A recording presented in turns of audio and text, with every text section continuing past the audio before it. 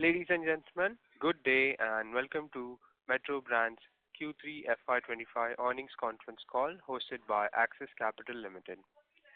As a reminder, all participant lines will be in the listen-only mode, and there will be an opportunity for you to ask questions after the presentation concludes. Should you need assistance during the conference call, please signal an operator by pressing the star then 0 on your touchtone phone. I now hand the conference over to Mr. Anurag Lodha from Axis Capital Limited. Thank you, and over to you, sir. Thank you. Hello, everyone.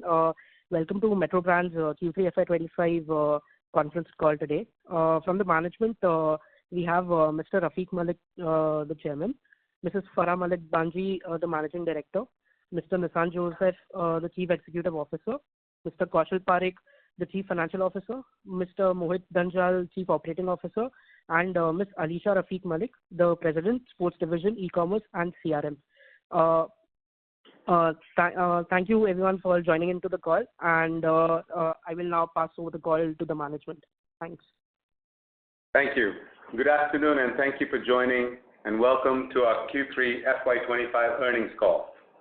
As reported in our filings on a standalone and consolidated basis, I'm pleased to share that our revenue has now gone back to double-digit growth as we reported a 10% growth over last year Q3. In addition to that, our EBITDA grew 13% to over 32% in the quarter, and our profit before tax grew 18% over the same period last year. We are pleased to see business continue to improve over the previous quarters, and that growth is coming across all our banners. We had a good October and November, and a decent December, despite a lot of our competitors, and I dare say almost all of our competitors, going on end-of-season sale early. Our e-commerce business continues to perform to expectations, and we were able to start testing the quick commerce channel in a few markets with some success. We will continue to monitor this channel to ensure that we capitalize on any meaningful opportunity it may present to us as it continues to evolve. For the quarter, we opened a net of 22 stores, which takes us to 57 net new stores for the year. I would like to reiterate that we do intend to hit our previously stated target of 225 stores for over the 2 years ending fiscal 26. To do that, we plan on opening 140 to 145 stores next year. We successfully launched the first Foot Locker in October and also opened the largest Crocs store in India in the Lulu Mall in Kochi. We have been conservative in our projections of new stores for Foot Locker given the uncertainties of the BIS regulations. We currently have 3 more stores signed up, and we are pleased to see that the government is starting to approve factories for our partners in Southeast Asia and other geos.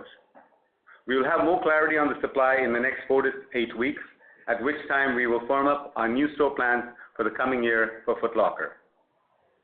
On the Fila front, I'm glad to report that we are done with the liquidation of old goods, and we launched the first tranche of goods into our stores in October. We were very pleased with the results, although it was a small test launch, and we will progressively increase the depth of each launch starting in mid-February as we spend this coming year in repositioning the brand.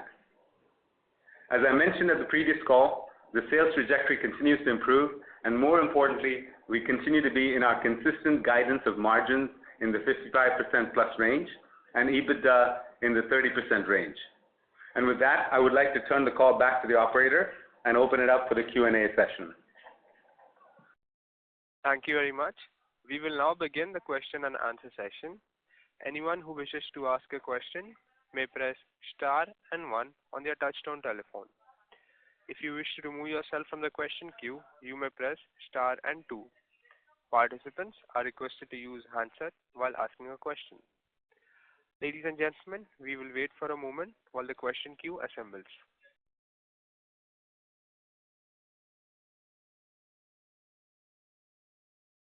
The first question is from the line of Aditya Ketan from SMIFS Institutional Equities. Please go ahead. Yeah, thank you, sir, for the opportunity. I have a couple of questions. Sir, first question, is it possible to quantify the Fila inventory liquidation loss during the quarter? Absolute figure, sir? So impact on gross margins due to that was close to about 50 basis points. And sir, in absolute figures, if you can share, like any sort of a number, if you can.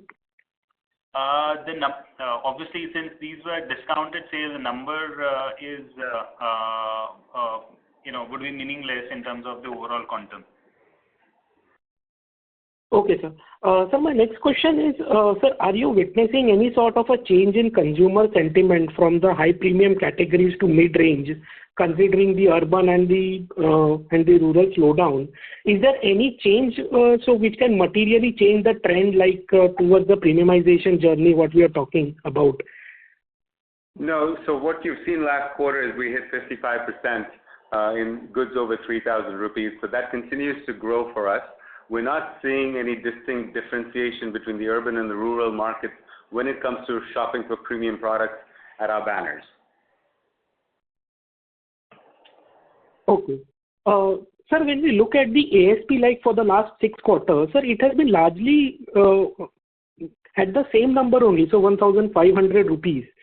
Sir, I believe even with seasonality, I think it should have changed. Like when we look at your 2022 numbers, so there at least we see some seasonality or change in numbers. Now it seems like more of a bookkeeping entry only. We are keeping that so that the same number only for the last 6 quarters. Any thoughts on this, sir? Why is it at the same level last quarter also and this quarter also?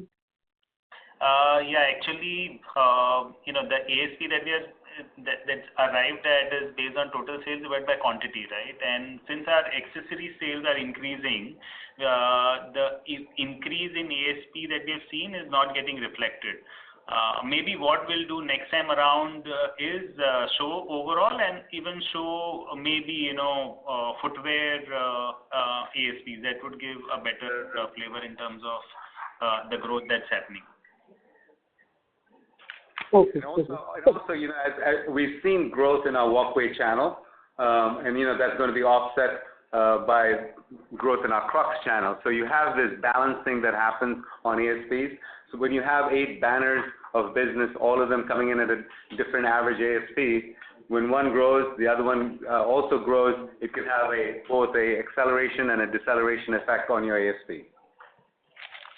Got it, sir. Sir, till last quarter, sir, we were quite confident of opening around 100 stores for FY25, but now I think we have toned down that guidance. Any particular reason, sir, why? What could be the reason for it?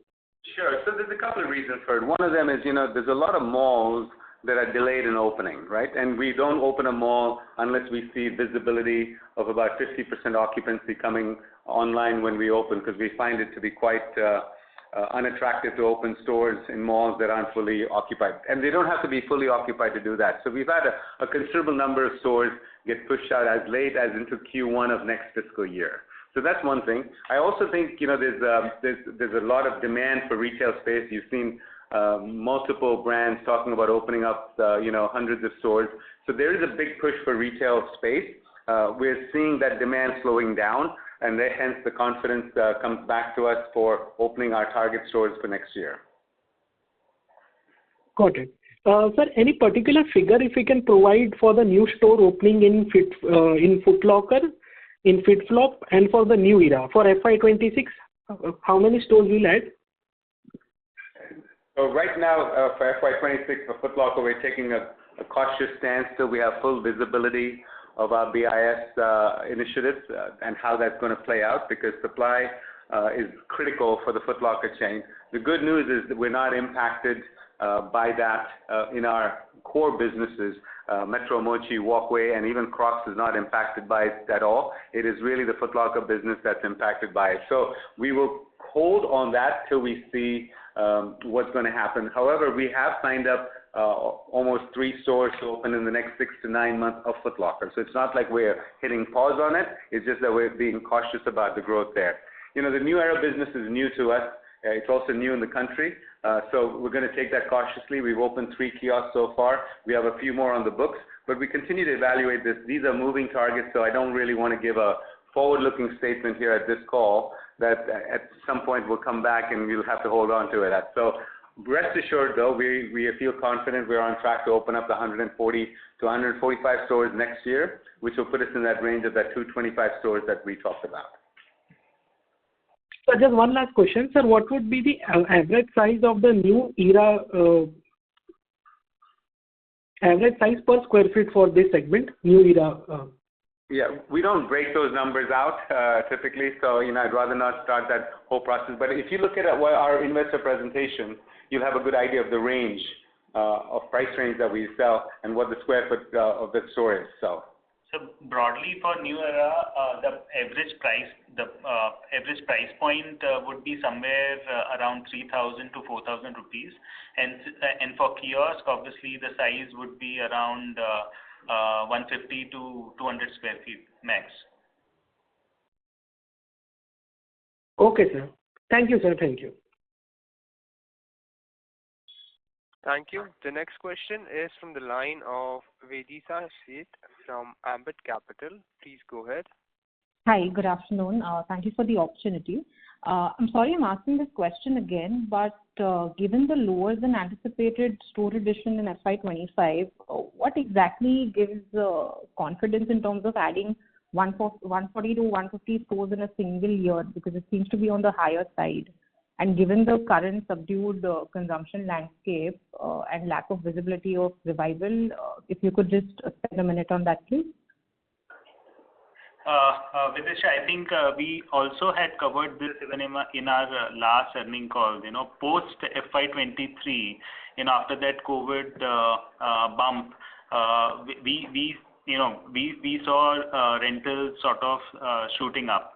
Right, we were not comfortable signing certain leases, and we decided to go slow because these are long-term leases for 7 to 9 years. It doesn't make sense just to hit a number, sign something which is going to come and bite you later, right? What we are seeing now is slight tapering off in terms of the rental expectation, and hence it gives us that opportunity to push the pedal. We have always said when there is too much euphoria in the market, you might see us going slightly slow. And when we see the environment coming back, when there is slight pessimism in the market, that's the time when we get best rental deals, and that's what we would try and push.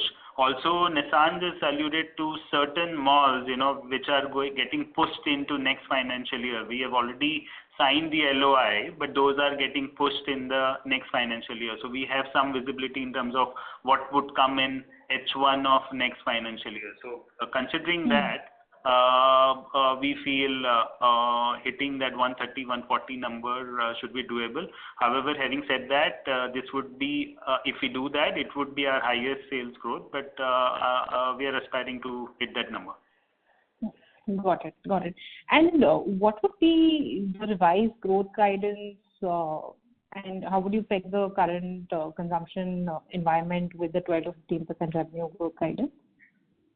So we would avoid giving any specific number, but if you just see last 3 quarters, Q1 was muted 0% sales growth, Q2 was 5%, Q3 was 10%.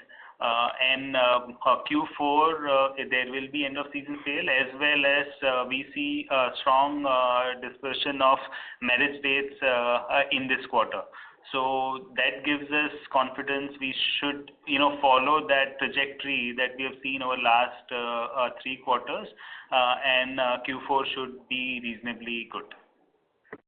So, Kaushal, not just from the near-term perspective, but even when we talk about the next 2 to 3 years, how would you look at growth? So, if you see from a longer-term horizon, if you see last 10 years for us, our average sales CAGR has been around 14%, right? Which is predominantly achieved through 4 brands: Metro, Mochi, Walkway, and Crocs. With the newer brands, which are a few of them are in incubation stage, but they will all start delivering from FY26 onwards.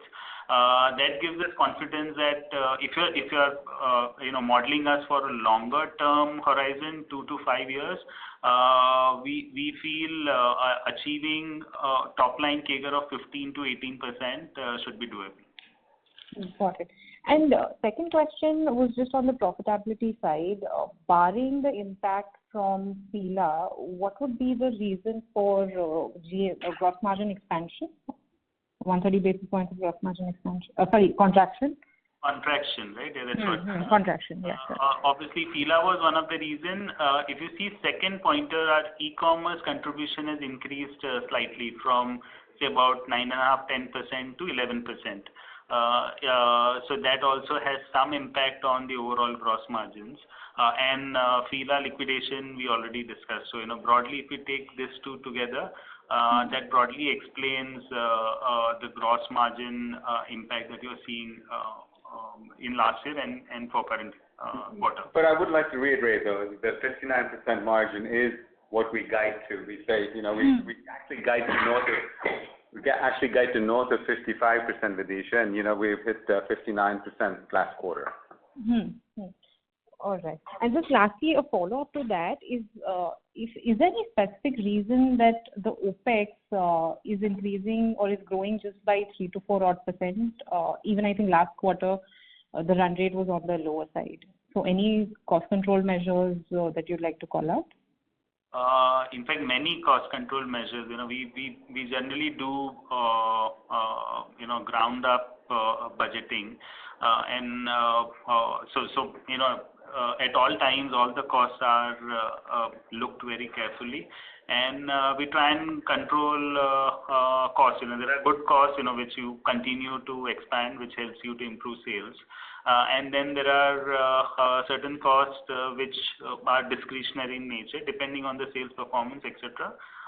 Those are the levers that we sort of try and work on. And I think you've also seen an increase in our marketing expense, which we think is critical to continuing to build the brand. Got it. That's all from my side. Thank you. Thanks. The next question is from the line of Sameer Gupta from India Infoline. Please go ahead. Hi, good afternoon, and thanks for taking my question. Congratulations on a good set of numbers. Most of my questions have actually been answered. So just your thoughts on BIS. Now, during the opening remarks also and in a media interview also, I heard Nissan saying about certification for factories in Southeast Asia. So which are these countries, and does that help Metro specifically? I mean, it's a in the right direction, but specifically for Metro, are these factories which are linked to Metro in any way? And just incrementally, the situation regarding BIS uncertainty, if let's say last quarter to this quarter, would you say, getting feelers that it is getting better and there is some resolution in sight going forward? I understand that Nike Adidas supplier Hongfu has set up some manufacturing in India. So just your thoughts on all these pieces. Yeah, so I think it's been a little bit of a moving target, and these things usually are when they implement it. So what happened was in the calendar back half of last year, no factories were being certified, so there was an absolute impossible situation to import shoes in. However, in the last few weeks, we know of multiple factories in multiple countries in Southeast Asia that have started getting approved, and consequently, those products are going to start shipping and coming through soon.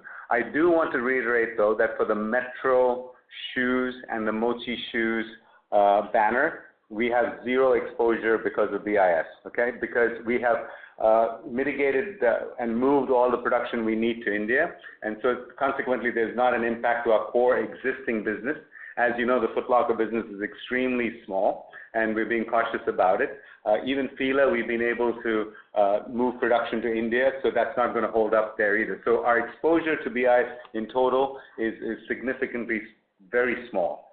Having said that, we also know that a lot of the brands, beginning with Crocs and all, some of the brands that you mentioned, have started production in India for Indian markets and also for global markets. So that's another way that we feel it'll mitigate. So, overall, I think the BIS issue should resolve itself, maybe not fully, but enough for us to get a clear roadmap of what the future looks like. Just a follow-up here, can you name some countries where the BIS certification has happened? Like, is it Thailand, Indonesia? Which are these countries? The two countries that I've heard of, and I want to make sure you understand that this is not absolutely validated, but I have no reason to not believe it, is that it was Vietnam and Indonesia. Great, great. Thank you, sir. Thank you for this. Secondly, sir, on walkway, I mean, I just wanted to understand what's happening on this piece. I understand you don't give store-wise or format-wise guidance, but not a lot of stores have been added over the years. And this is an economy segment, which is a bigger market. Just wondering if you have your strategy in place in walkway. Are you still calibrating how, you're going to address this market? Is it related to franchising versus COCO stores? Something on that regard. Yeah. So just so, Samir, so we know that there is a strategy in place for walkway.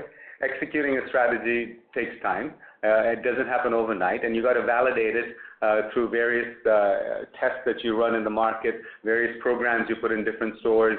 You have control group of stores, you have test group of stores to validate it. These are not overnight things that happen in our business. And I must say that the one big value retailer that everybody admires today, without naming names, it took them quite a few years to get that model right. It's not an overnight success as we'd all like to believe and see it is. It took years to get that model right. I believe there's immense opportunity for the Walkway brand, but at the same time, like everything we do, we make sure we know what we're doing before we double down on it. So that's why you've seen us be a little muted in our growth there, as we just try to focus that market.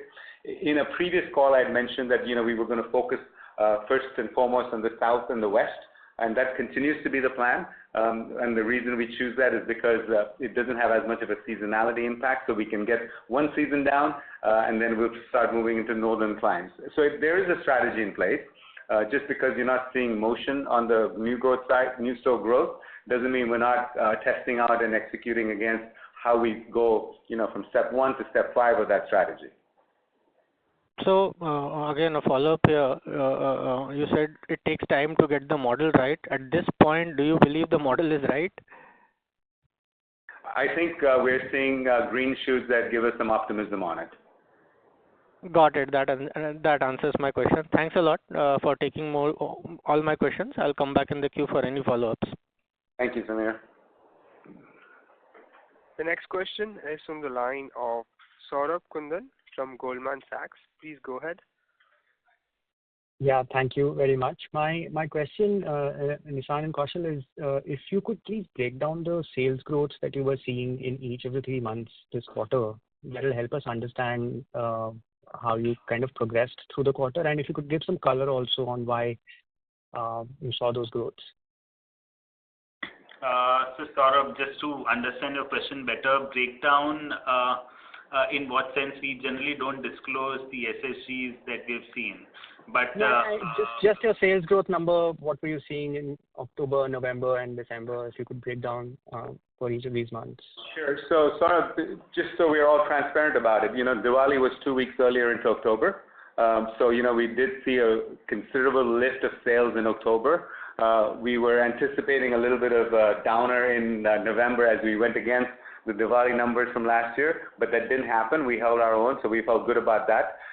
December started off pretty well, but then towards the back half it slowed down a little bit. Also because I think a lot of retailers, as we've come up on the back end of what's perceived to be a slow sales, less than anticipated sales season, I think a lot of retailers were trying to get out of inventory, and so we saw a lot of retailers go early with the end of season sales. Could that have muted it? That probably had an effect to us too, because we did not feel we needed to put our products on sale any sooner. So there's a number of factors, but in a sense, I would say October was an A+, and November was a good B, and then December was a C.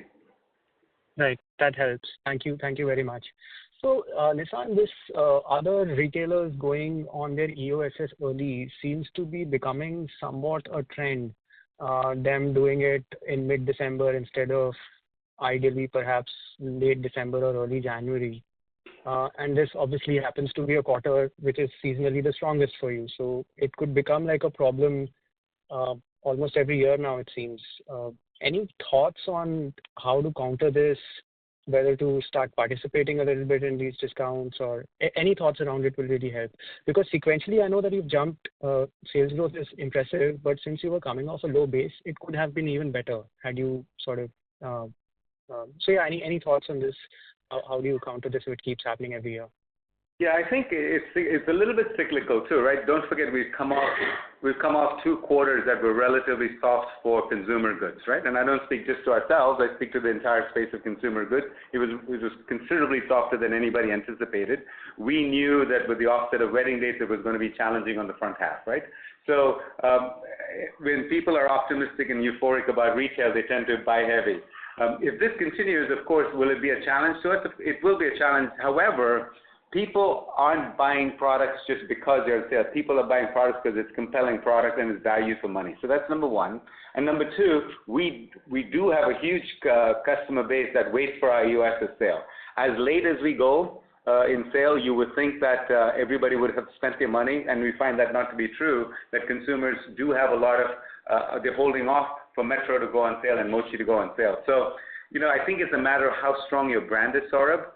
That you will be able to do this. We see this in the athletic footwear industry where we don't have a play in it today, but different brands have different inventory problems every year. So they do different things every year. So this will continue. It's not that everybody's going to go sooner and sooner. I do think, though, when you go 2 weeks into December into sale, it's just a sign of no retailer wants to do that. They have to do it because they've got too much inventory. Typically, that's what that means. Sure, that's helpful. One last question. I thought the year-on-year growth or slight degrowth in sales per square feet that you reported, it's only at -1% now, which is a reasonably good number looking at the fact that you've added stores. You've added 8% stores year over year. Now you plan to add a very high percentage of stores in the next year, and assuming that you actually achieve that number, it also has an impact on the sales per square feet, right? Because you'll have a high percentage of young stores in the mix. Any sort of idea if you can give to us on this sales per square feet number? Saurabh, the way we look at this is, let me give an example. When we evaluate new stores, we hardly see what kind of sales per square feet it's going to generate. What's important for us is whether we will be able to generate our and maintain or improve our margins from the new store that is coming in. So a small store in a tier 3 town generating say 20 lakh sales, I'm just giving an example here, but if it is giving me 15% PAT, I'm more than happy. In those towns, maybe you get slightly bigger space at very reasonable rentals. So, we are not too perturbed about how that number moves. Most important thing for us, and that's how maybe a good thing would be to evaluate a retailer is both in conjunction in terms of how the sales per square feet is moving and how the profitability is moving from quarter to quarter and year to year. Fair enough. Understood. Maybe EBITDA per square feet or some number like that is probably more relevant in that case. One last question, and thanks for taking all these questions. One last from my side. It was helpful that you mentioned those monthly trends. Are those trends any different in metros versus tier 2, tier 3? For example, is there more competition in metros, less in tier 2, tier 3? Any color if you could give us?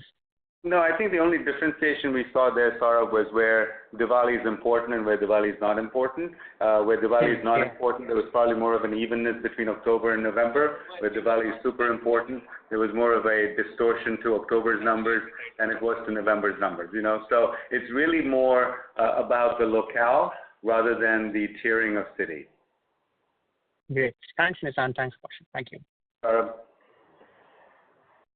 The next question is from the line of Devanshu Bansal from Emkay Global. Please go ahead. Hi, thanks for taking my question and congratulations on your return to double-digit growth. So first question is towards Fila India sourcing, right? So we have made a comment as we have been able to sort of source it domestically. So the question was is it the entire desired range for Fila we have been able to source that, or is it like only a part of offering that we have been successful for Fila? So I think we are growing, we're repositioning Fila this year, right, Devanshu? So what that means is we're launching capsule collections to start with, then we'll increase the frequency and the width of the collection. So it's an evolution as we reposition the brand, right? So it's not like there's a full range that we even expected to launch back in October, November of this year. We expected to launch a very tight range because we want to reposition, and we, at the same time, we want to make sure we're learning as we go, because we are trying to attract a different customer than where Fila used to play, right? So for that reason, we haven't faced any challenges. And, as we evolve the range and it grows and grows, we will expand the manufacturing capabilities to appropriately fill that need. Understood. And also there is some change in royalty arrangement with Fila. So any sort of clarity as in what was it before and how does the revised arrangement sort of benefits us? Devanshu, is obviously slightly sensitive information, so we have not given the overall royalty, etc., percentage, absolute amount out. But just to clarify, what we have done is try to realign our royalty expense to the kind of sales ramp up that we expect to see over next 2 to 3 to 4 years. So that's how the royalty would sort of hit the books of accounts, more in line with how the sales growth would happen. Just to better understand, Kaushal, is it like currently if the base of sales is low, then you may be paying lower percentage of sales, and when this base grows, that royalty percentage may increase. Is this the right way to understand it? It's not percentage, but yeah, broadly, if you plot the sales number and the royalty number over next 3 to 4 years, it would be more aligned to the sales growth that we expect to see. Okay, understood. And few questions on the matrices side, right? So I'm noticing that among regions, South is seeing sort of relatively higher expansion, but from contribution perspective, that is sort of reducing from revenue perspective. So what is the reason for this lower growth in the southern region, and are we sort of expecting to grow faster in that geography? Nothing much to read about, Devanshu, there. Temporary blips, few percentage points here or there. East remains our area of focus because that's where we want to increase our presence. But you won't see a significant movement across, you will see a consistent growth across all the geographies. So nothing much to read into that. Understood. And likewise, tier 2 towns among all these tier of cities that we mentioned, so that there the growth is sort of significantly lower versus the other tier of towns. So is it like there is some noticeable trend there, or we should not read much about it there as well? Again, as a percentage of business, the tier 2 number has stayed pretty consistent, right, over the last couple of quarters and years. So I don't know what you're seeing on tier 2.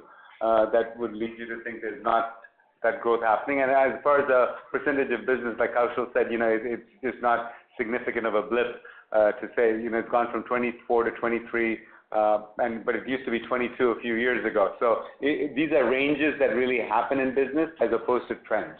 And obviously, Devanshu, over a period of time, for few of our slightly matured brands, you will see expansion more in tier 3 and 4 cities. So obviously, when that happens, in terms of number of, when you see the percentage in terms of number of stores, you will see that, say, metro and tier 1 would keep going down slightly. However, we expect sales distribution to be more in line. So it should fall in place. Got it. Thanks for taking my questions. That's it from my end. Thank you. The next question is from the line of Gaurav Jogani from JM Financial. Please go ahead. Hi, Nissan and team. Thank you for taking my question. My first question was with regards to the tier 2 segment only. So actually we were seeing that, of total stores added, approximately 40% of the stores were added in the tier 2, tier 3 towns over the last 1 year. So could that be a reason why, our sales per square feet has not increased because these stores are in this tier 2, tier 3 towns, though profitability has seen a better improvement versus the sales per square feet improvement? Yes, Gaurav. That is obviously one of the reasons why you see that movement in the sales per square feet. Yeah. So it is not really an indicator of a SSG, basically, the lower sales per square feet. Would that be a right understanding? It's a combination, Gaurav, because sales SSGs and the expansion in tier 3, 4 regions both have impact on that number. But it's not a reflection of SSGs in this particular case. Sure. Okay. And sir, the next question, is again with regards to the store opening. So the clarification with regards to that is the store openings that you're guiding for 125 odd stores for the next year probably, or the total 225 stores by FY26, would that be a gross guidance or a net guidance? Net guidance, Gaurav.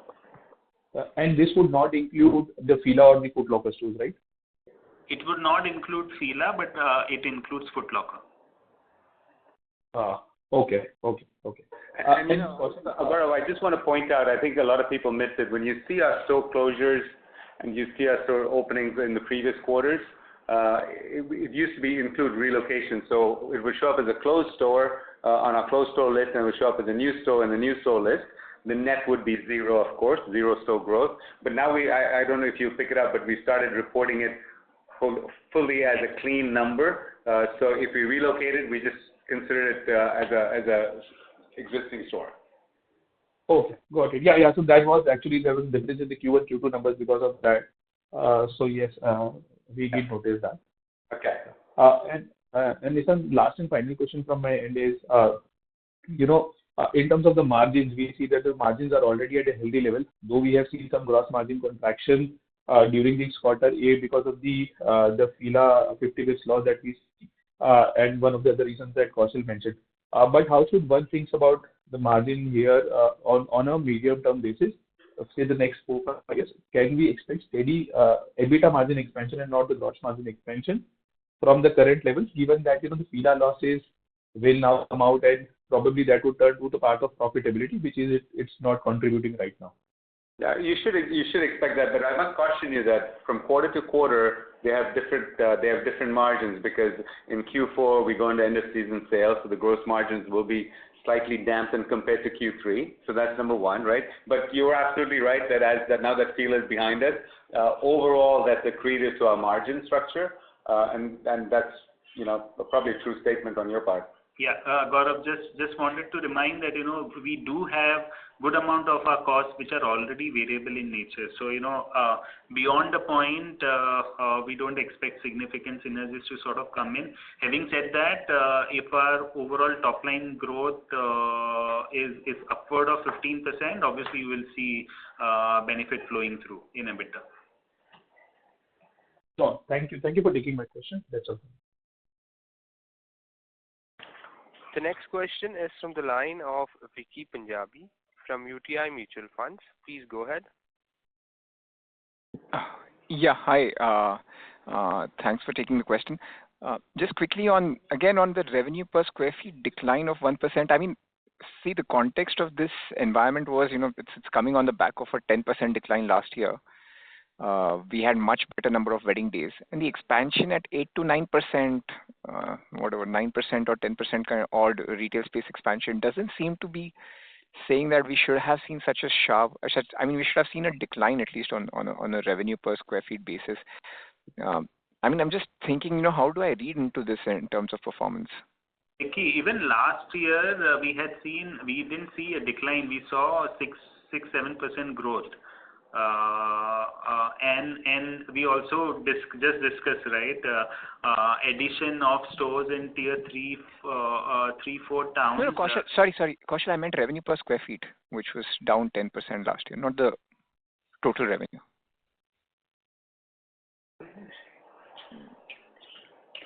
Q3 of... Okay. Sorry, Vicky, revenue per square feet, are you referring to any particular slide of the presentation or? I mean, last year, so I remember as per at least what data I have, last year it was at 5,200. This year it's 5,150. Correct? Yeah. Yeah, and I think the last year 5,200 itself was almost a double-digit decline. It came off a base of 5,750. You are comparing with FY23, and obviously FY23, Yes. all of us knows, right? It was a bumper year with all sorts of revenge buying, wardrobe refresh, whatever you call, across all categories. That sales was, we clearly saw that COVID bump and pent-up demand coming in there. So frankly, that was not a comparable number. But if you see our sales per square foot pre-COVID, it used to be around 17,500, 17,000 thereabouts, and which is currently around 19 to 20,000. So we have seen a healthy growth. If you just put those numbers and see growth over last 3-4 years. And also, prior to that, we had a lot more, as a percentage of our business, Vicky, we had a lot more Crocs stores than we do today. And I think you all questioned why we hadn't grown Metro and Mochi as aggressively as we grew Crocs previously. So we started growing Metro and Mochi, and of course, one of the effects of growing Metro Mochi versus Crocs is that it is going to be slightly dilutive to our sales per square foot, because the sales per square foot for Crocs are extremely high. As you know, they're 500 to 600 square foot stores with high productivity. That's just the nature of the beast. Okay. So this is more of a mix effect is what's playing out on a YOY basis. Correct. Okay. And Crocs, it seems like that unisex performance was very subdued this quarter. Was there anything which is one-off in this? We don't see the subdued in the unisex business like you do. Don't forget, the unisex business is more than just Crocs. It's also slides, and that might shift from one brand to another. So it's not necessarily specific to Crocs. Okay, sure. Thanks. That's it from my side. Thank you. The next question is from the line of Umang Mehta from Kotak Securities. Please go ahead. Yeah. Hi. Thanks, Nissan and Kaushal, for the opportunity. My question was on the store additions you are planning to do next year, 140 odd.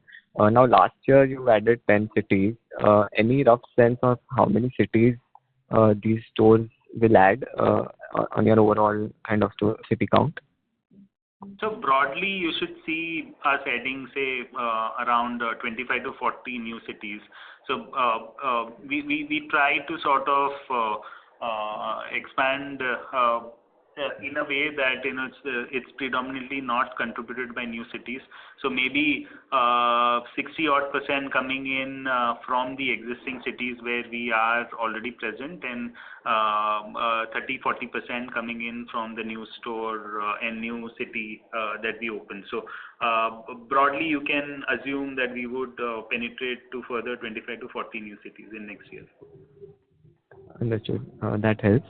And the second question was on Fila. So from whatever you said, it appeared like you have a fixed royalty agreement with them.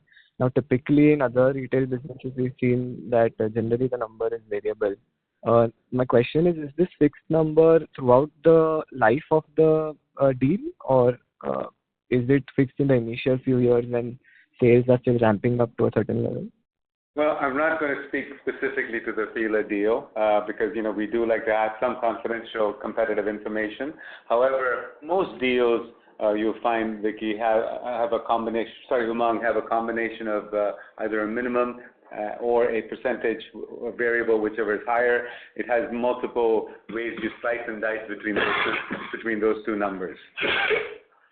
Got it. Understood. And just one last one. I know it's still early days, but what percentage of your network is already selling Fila merchandise, the new one which you've already introduced? Close to about 90 to 100 MBOs of Metro Mochi. It is getting sold Foot Locker and obviously in the two Fila EBOs as well. Got it. Thanks a lot. All the best. Thanks. The next question is from the line of Saurav Mondal from RK Advisory. Please go ahead. Hello. Thank you for the opportunity. So my first question is, what is your view on real estate cost going forward? Do you feel it will come down significantly or at a reasonable level? Because we are planning to add a significant number of stores going ahead. Yeah. I don't see real estate in India coming down in any of the spaces, regardless of whether it's business or commercial or personal, right? So, I mean, it is in an economy that's growing like ours, you're going to see that continue to hold its value at the very least. What I think you've seen that there are other retailers that posted a net negative store growth, indicating that those rents was probably unbearable that they signed on to, right? Now, whether they did it in the last year or they did it in the last 3 years, whatever the number might be. We're not anticipating, nor are we factoring in a reduction in rentals. We just think there's a tapering off of costs, of rental costs coming in. So, if we exactly go with our guidance that, we will anyhow add the remaining stores of our previous guidance, so it will actually increase our rent and increase our costs. So if the revenue growth is like this, then there would be a big problem, big pressure on the bottom line. But you know what? We will not open stores to open stores. We will only open stores if they meet our revenue and profit targets, right? So it's not a square foot game. It is not a store number game. But to your point, are you asking me, is there a risk if we open 140? We feel there's enough real estate growth opportunities for us without putting our growth numbers at risk, without putting our profit at risk. Okay, so can you share what is the what % of stores are in fixed rent basis? We'd rather not divulge that number. It's a moving number, right? So, but I can assure you that a lot of our stores do have an option of variable rent. Okay. My next question is, what is the contribution of new era you are expecting in revenue, say after 2-3 years? And what is the estimated addressable market size for New Era? So we're still testing the market. As you know, the headwear industry in India is not as evolved as in other countries, but I think it's an up and coming fashion statement. We're not here to give again. We hesitate to give that kind of guidance numbers because we're not here to hit a target number. We're here to capitalize on the opportunities in a profitable way, right? So you've seen us open 3 kiosks. We're selling New Era and Foot Lockers. We're selling it online. And as we see that, we also see the sports ecosystem growing. And this falls right into that fan base of the sport ecosystem. So there's a lot of levers or tailwinds that come to this category. But it's not going to be a significant portion of our business down the road, but it augments what we're doing in the sports space very well. Okay, so considering the macroeconomic situation and sentiment of the people in the retail sector and all of this, so where do you see the growth coming from? Because this New Era, the price category is very, very high, and the Foot Locker is also a high price category. So where do you see the growth coming from?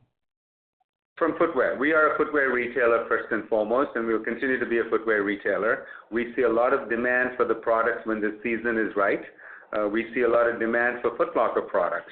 In fact, we were quite disappointed that some of our shipments had to be canceled because of BIS. So it's not a lack of demand. I think when we talk about consumer spending being muted, it's really not muted. If you look at international flights, are up, 70% of vacations today are international versus 3 years ago when it was exactly the other way around, where only 30% was international and 70% was domestic. Consumers are spending money. It's just a cyclical thing that happens, and we don't believe that we see any reason to be concerned about a slowdown of demand in the Indian economy for footwear, which is where we focus on. Okay. Thank you, guys. Thanks. The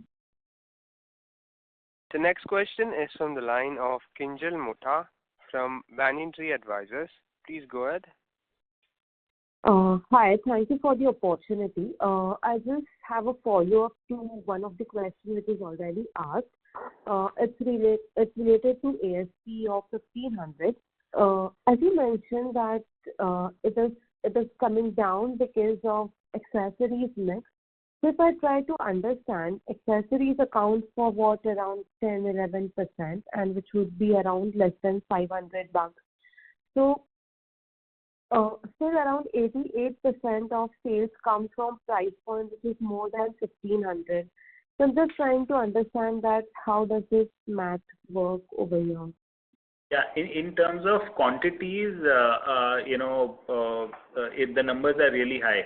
Take for example Crocs gibbets. These are like 250-300 rupees gibbets, which are counted as one unit. Because of that reason, the ASP looks muted. As I mentioned, we would add from next quarter onwards overall ASPs, but broadly we have seen increase in our ASPs when we see it for footwear. But Kinjal, I think we're minimizing the impact of low price items, right? So if you think about it, if a Croc shoe, and I'm just going to give you an example, if a Croc shoe sells for 5,000 rupees and they buy 5 gibbets with it or 6 gibbets with it, which is not unusual, right? Now all of a sudden you have about an 6,800 pair transaction, 6,800, and the ASP is now shooting down, right? 6 things bring that ASP down against that one shoe. So it is significant, whereas the sales did not increase that much. So it's not like even a 1 or 2% delta in increase in accessories can create quite a lowering of the ASPs for the overall ASPs. Having said that, I think we will probably want to start giving guidance on in the future on footwear ASPs, but we will consider that. Yes, that would be very helpful. Thank you.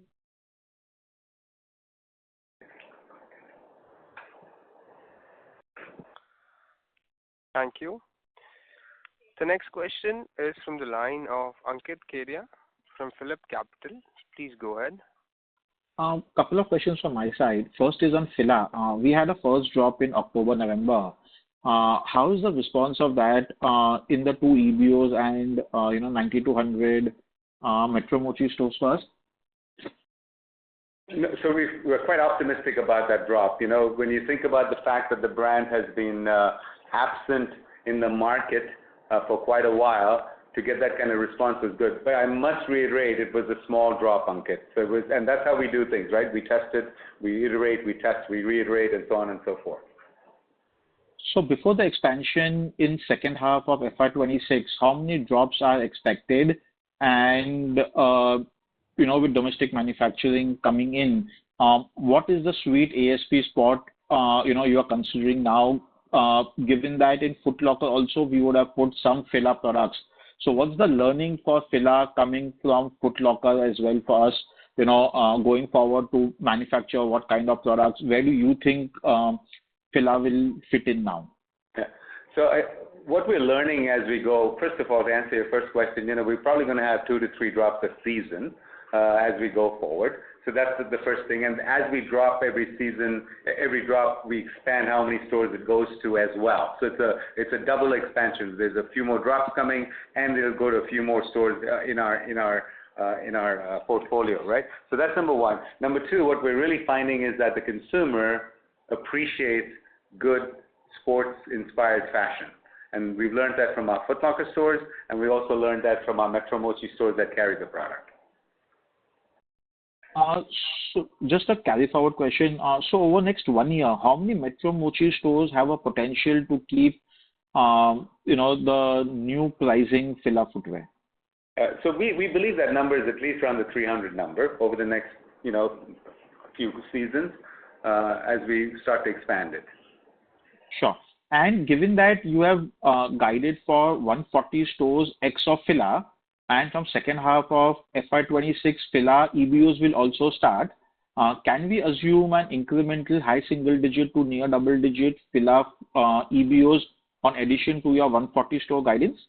Yeah, so I think, listen, we look at Fila with the long runway, as opposed to want to do it fast and furious and then make mistakes and regret it later. We believe that in August of this year, we should be looking at about 5 to 6 stores at least, and then we would then iterate from there and then close out the year with a number greater than that. Sure. My last question is on Foot Locker. Given that we have had 2 months, 3 months of Foot Locker now, where do you think is the demand supply gap in Foot Locker today? What kind of a inventory you are not getting to expand? Is it consumers wanting a particular brand which is there, a particular type of product which is missing from the portfolio? So we're fortunate that every brand in India that is meaningful to the athletic lifestyle consumer has supported us by providing us footwear. What is not happened is getting that heat product, which is what drives differentiation for a Foot Locker, and that's where we've not had the luck because of BIS. So that's the big difference between what we see, but it's not it's not limited to a single brand; it's all brands.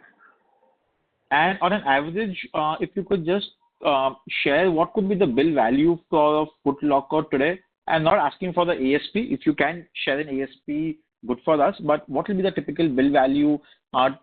Compare it to a Metro Mochi to a Foot Locker, just to help us in comparison the difference.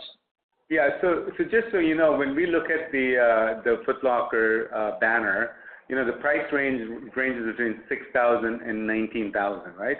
Whereas when you look at Metro and Mochi, it goes from 1,000 to 10,000 and so on and so forth.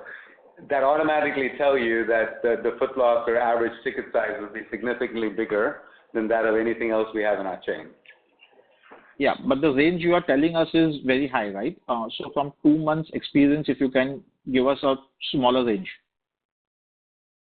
We like to keep information a little bit closer to the vest, if you don't mind, but rest assured that we are quite pleased with the ASPs and the average transaction value coming out of these stores.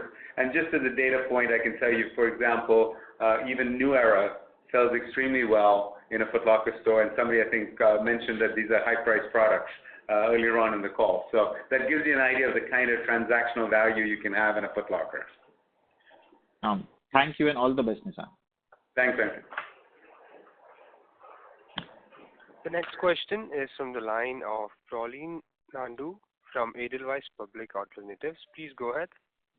Yeah, hi Nissan. Thank you for giving me this opportunity. A few questions, and partially you have answered these questions, but let me just try it in a different manner.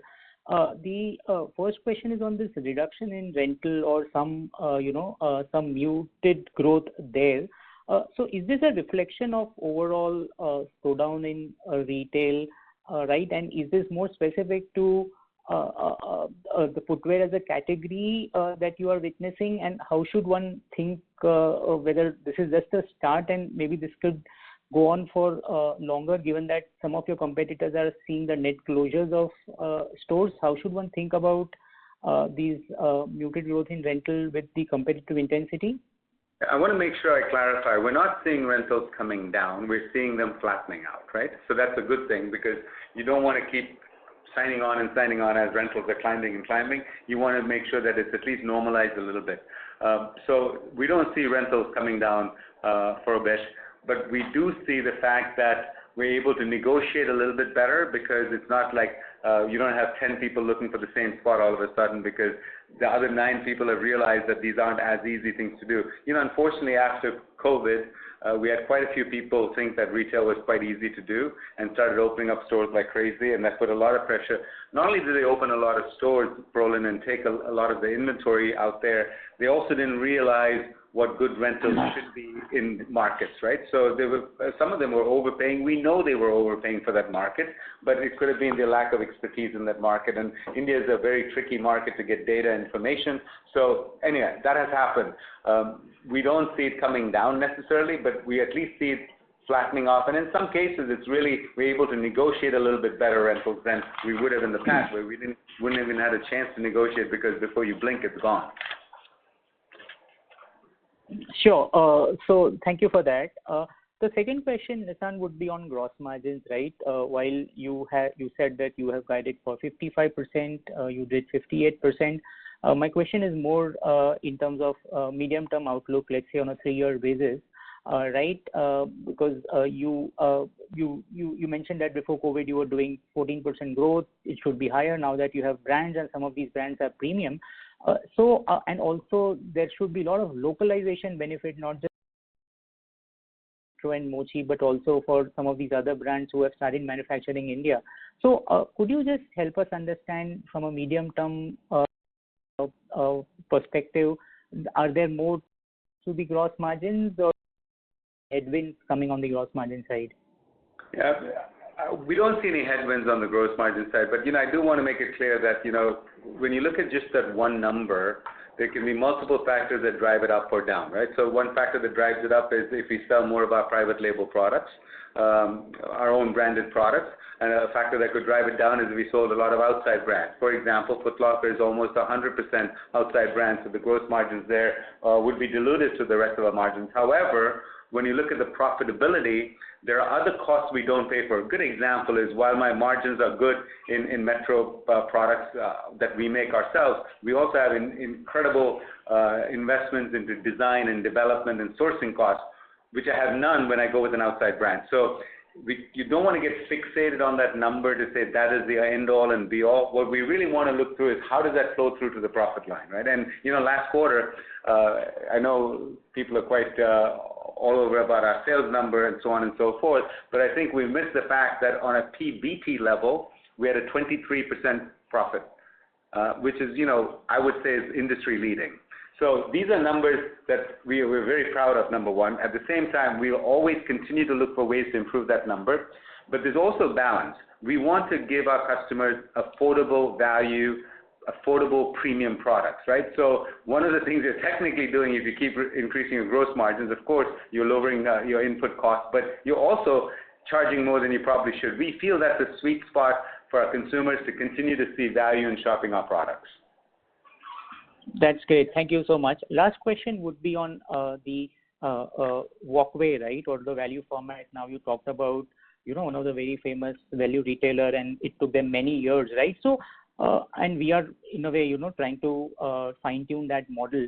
So, what is it that is most difficult for you to make a transition from a very successful, Metro and Mochi retailer to a value retailer, right? And what is it that is taking a lot of time? Is it this whole value quotient, or can you just help us understand, and where are we now? And if you want to rate it out of 10, right, are we at we have crossed 6 there? Where are we now, and how big can that be an opportunity, right? Could it be as big as Mochi and Metro combined? So some color on the value format. That's my question. Yeah, there are many moving parts to getting retail right, okay? It is about how fast you can refresh products to keep excitement in there. It's how can you source while getting efficiencies of scale in sourcing, because that leads to lower costs, that leads to lower retail prices, which is what you're trying to accomplish.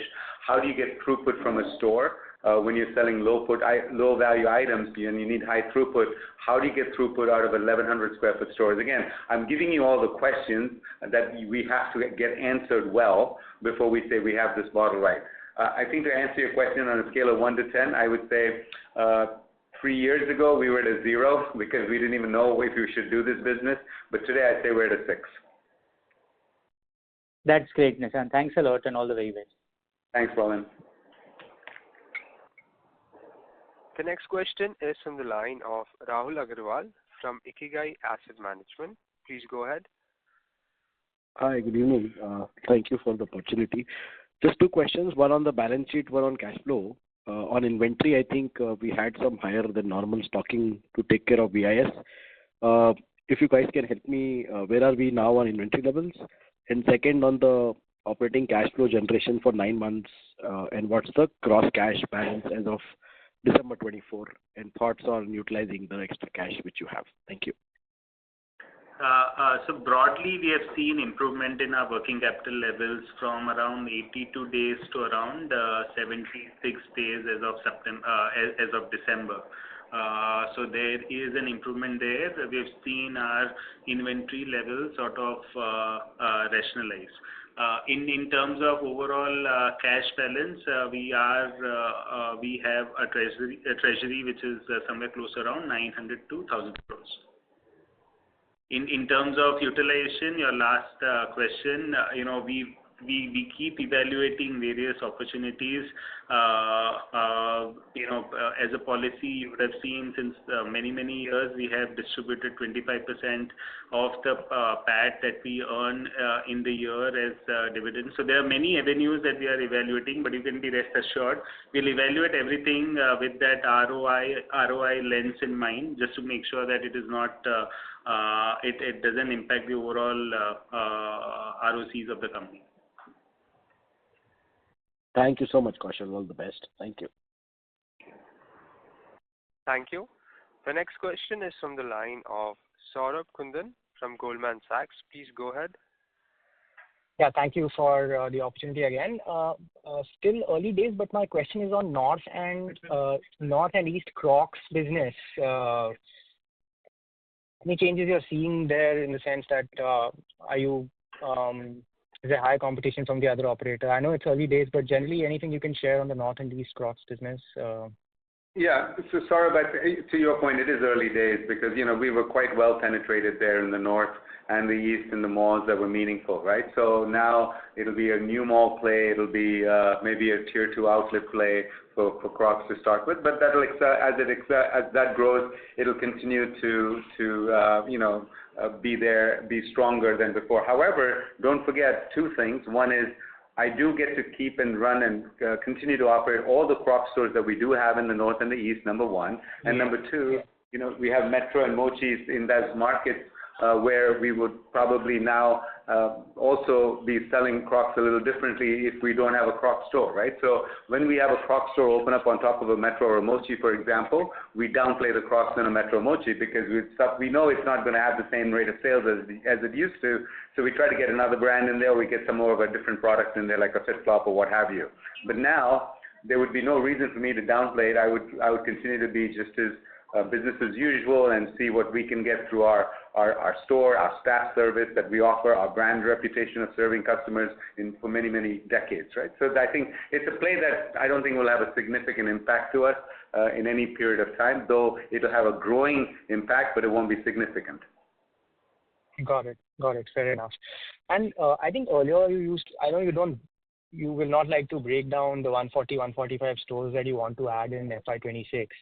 But is it fair to assume that on a percentage growth basis, if I look at the different banners that you have, obviously I'm talking about percentage growth here, obviously the Crocs growth will be lower, right? Or if you could just let us know a ballpark number of Crocs that you can now add, now that you have only South and West, or you aspire to add over the next 3-4 years? Yeah. We've been adding about 20 to 30 Crocs stores a year for the last few years. Obviously, go back before that, we opened quite a few. You'd know that, Saurabh. But I don't see any reason for us that number to be significantly different just because we're limited to the South and the West. Don't forget, we chose the South and the West when this whole thing happened because we saw lots of operational gaps.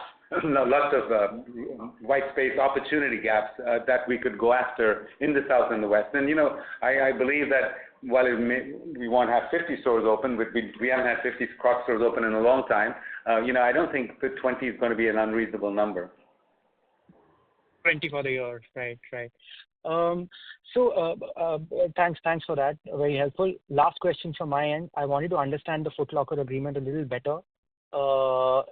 It'll really help if you could share if you have any benefits from the online sales part of the business as well.